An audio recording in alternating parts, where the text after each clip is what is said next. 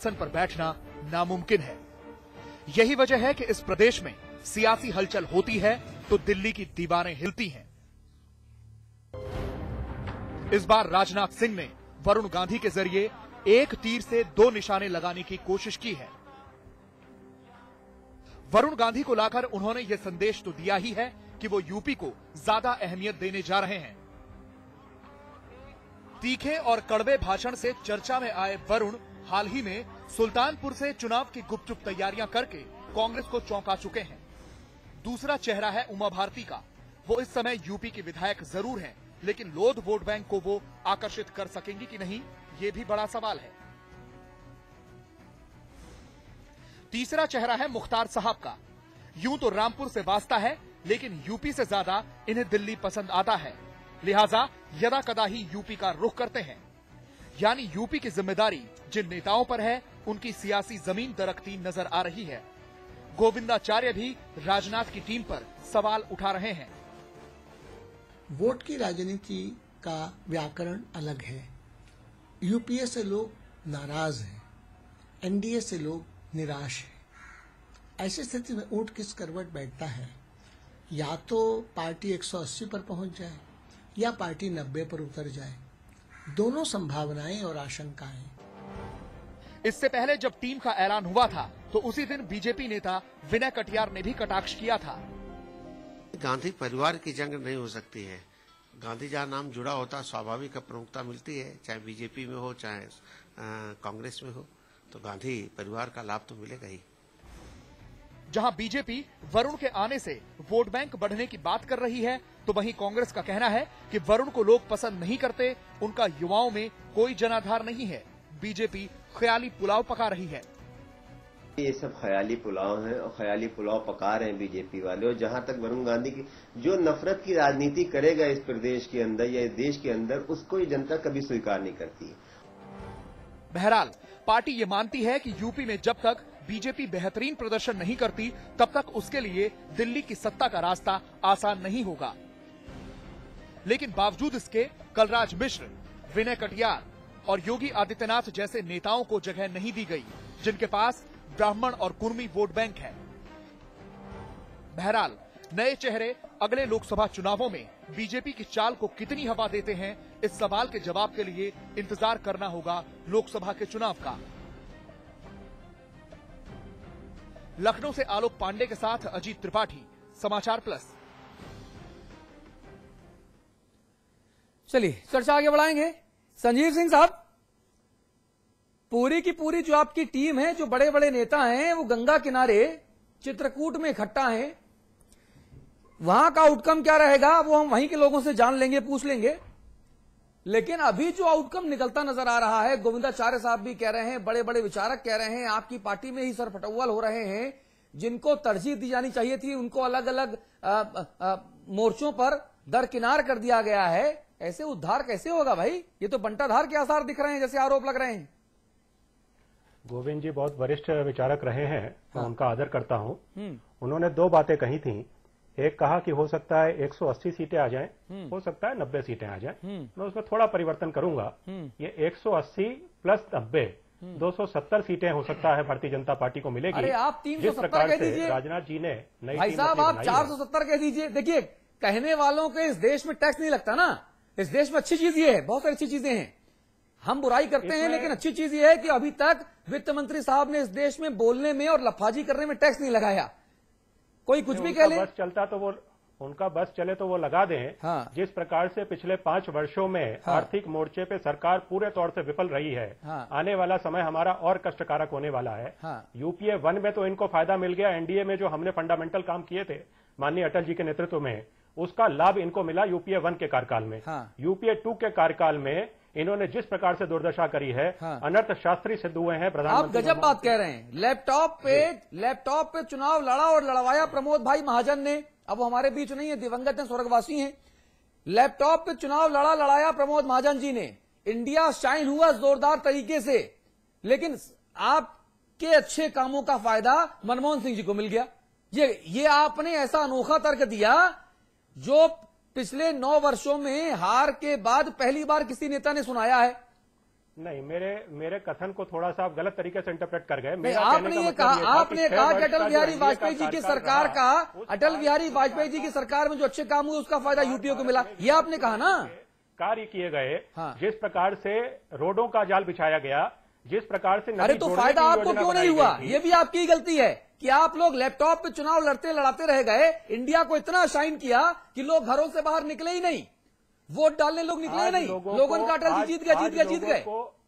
मैं मानता हूं आज लोगों को इस बात का एहसास हो रहा है। हाँ। पिछले 9 वर्षों का जो दुशासन रहा है, हाँ। उसको आज जनता पूरे तरह से समझ चुकी है। हाँ। जिस प्रकार से भ्रष्टाचार हुआ, जिस प्रकार से महंगाई बढ़ी है, जिस प्रकार से लॉ एंड ऑर्डर के ऊपर हम विफल रहे हैं, जिस प्रकार से एक्सटर्नल फ्रंट्स के ऊपर भारत पूरी तरह से विफल होता दिखाई पड़ रहा है, एक सॉफ्ट स्टेट के तौर पे उभर करके आ रहा है। इन सारी चीजों को यदि आप देखेंगे तो जनता अपनी गलती को मान रही है और जनता आने वाले हस्टिंग्स में आप देखिएगा पूरी तरह से अपना आपकी पार्टी के भीतर, मैं तो आपसे ये गुजारिश कर रहा हूं भाई संजीव सिंह जी और भाई हरीश जी कि हम आपकी पार्टी के भीतर क्यों ना देखें।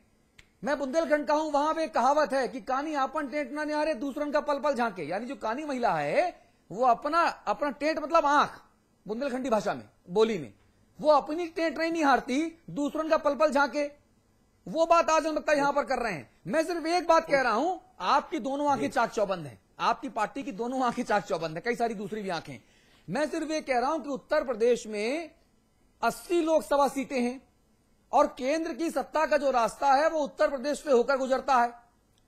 उत्तर प्रदेश में पार्टी में इतनी ज्यादा धींगा मुश्ती और मूल फुटौल है कि यहां पर भारतीय जनता पार्टी भारतीय झंझट पार्टी बन गई है, भारतीय झगड़ा पार्टी बन गई है।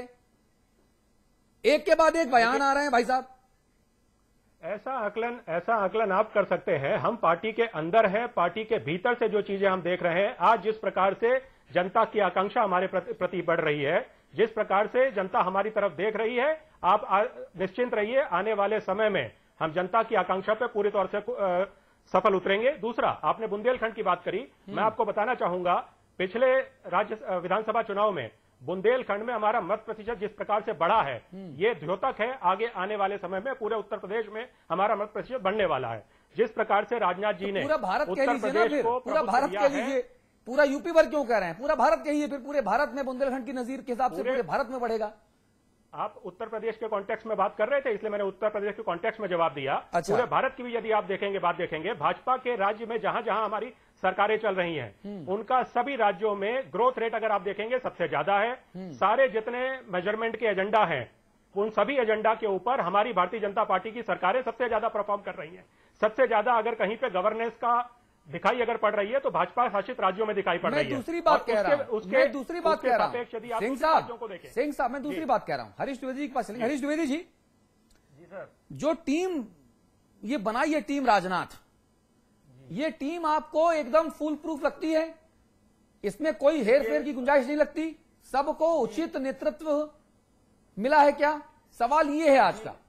जी, मैं सर्वप्रथम माननीय राजनाथ जी को इस बात के लिए बधाई देता हूं कि उन्होंने पूरे देश में एक नौजवानों की टीम भारतीय जनता पार्टी में खड़ी की है। सभी जातियों का, सभी क्षेत्रों का प्रतिनिधित्व इस टीम में है।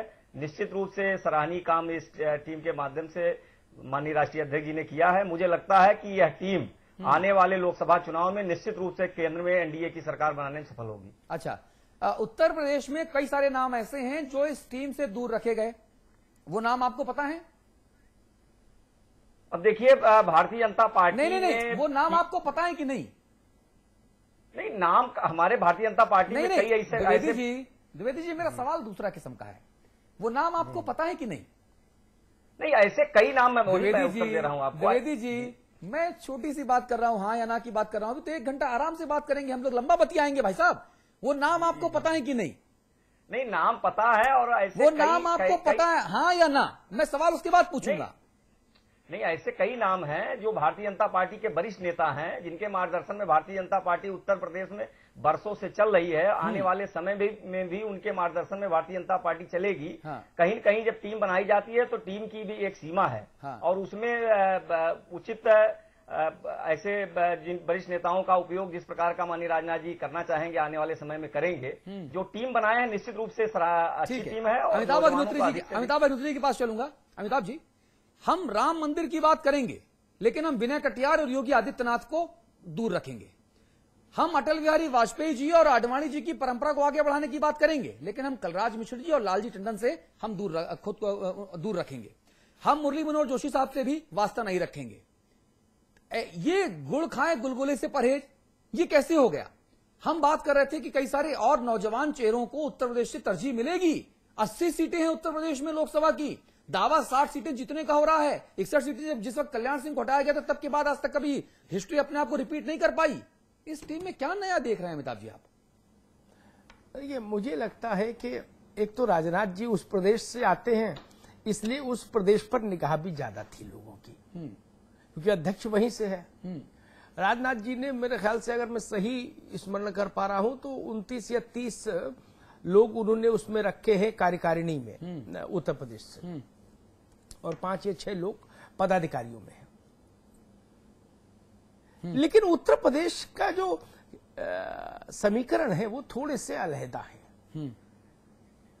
ये बात हम लोगों को पहले से पता थी कि अमिताभ जी, मैं आपको माफी के साथ रोकना चाहूंगा। लालजी टंडन जी हमारे साथ जुड़ गए हैं, जिनकी अभी हम बात ही कर रहे थे। टंडन साहब, समाचार पत्र पर बहुत स्वागत आपका।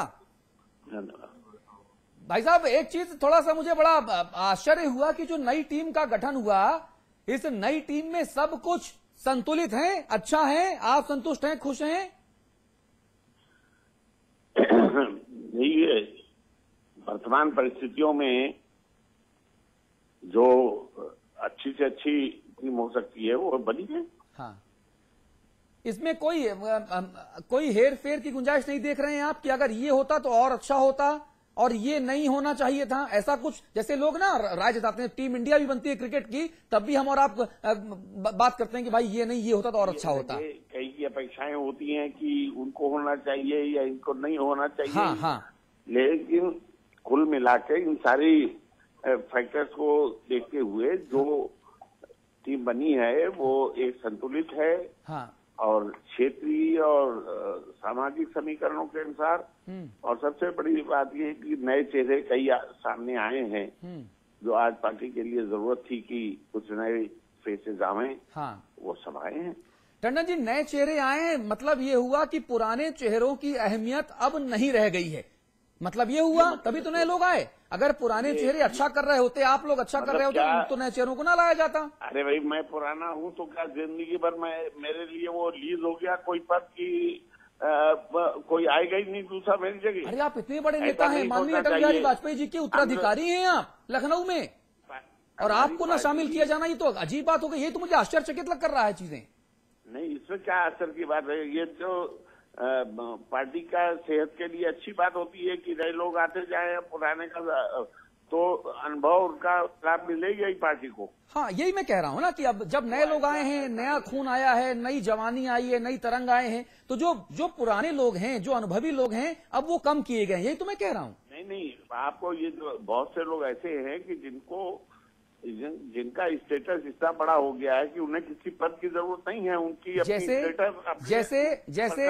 जैसे लालजी टंडन, जैसे कलराज मिश्रा, जैसे विनय कटियार, जैसे योगी आदित्यनाथ, इन लोगों को पद की दरकार नहीं है, मतलब ये समझू ना मैं? नहीं, अच्छा, मैं तो कभी महसूस करता नहीं हूँ कि मेरे पास कोई पद होना चाहिए, नहीं है। जैसे मुरली मनोहर जोशी जी भी शायद नहीं, ये भी इनका कभी इतना बड़ा हो गया कि इन्हें पद की जरूरत नहीं है और काम नहीं है, इससे यही बात नहीं है। हाँ, लेकिन कुल जो परिस्थिति है उसके हिसाब से वो टीम एक अच्छी कही जाएगी। अच्छा, और जो भी नई टीम बनती है उसकी आलोचना समालोचना होती रहती है, वो स्वाभाविक है, उसमें कोई बात नहीं है। टंडन साहब, बहुत बहुत धन्यवाद, बहुत बहुत धन्यवाद टंडन साहब, और उम्मीद करेंगे कि बीजेपी को आपका जो मार्गदर्शन है, जो आपका अनुभव वो मिलता रहेगा। हमारे साथ योगी आदित्यनाथ जुड़ गए हैं। आप गोरखपुर से लोकसभा के सांसद हैं और बेहद फायर ब्रांड नेता हैं, बहुत शानदार बोलते हैं। योगी जी, बहुत स्वागत आपका। धन्यवाद। योगी जी, इस टीम में अगर ऐसा होता तो और अच्छा होता, और अगर ऐसा ना होता तो अच्छा होता, क्या इस तरह के इवेंट बट्स आपके मन में भी चल रहे हैं? नहीं, ऐसा कुछ भी नहीं है। किसी भी संस्था के अध्यक्ष को अपनी टीम बनाने की पूरी स्वतंत्रता होनी चाहिए। हाँ। और इसलिए भी होनी चाहिए कि अगर वह व्यक्ति किसी उस संगठन के हर कार्य के नुकसान के लिए जवाबदेह है तो उस संस्था के लाभ का श्रेय भी उनको जाना चाहिए। हाँ। इसलिए टीम उनकी पसंद की होनी चाहिए। हाँ। भारतीय जनता पार्टी ने अपनी जो टीम बनाई है उस टीम को बड़ी सोच समझ करके उसको बनाया होगा और मुझे लगता है कि टीम देश के समक्ष जो वर्तमान की चुनौतियां हैं और सन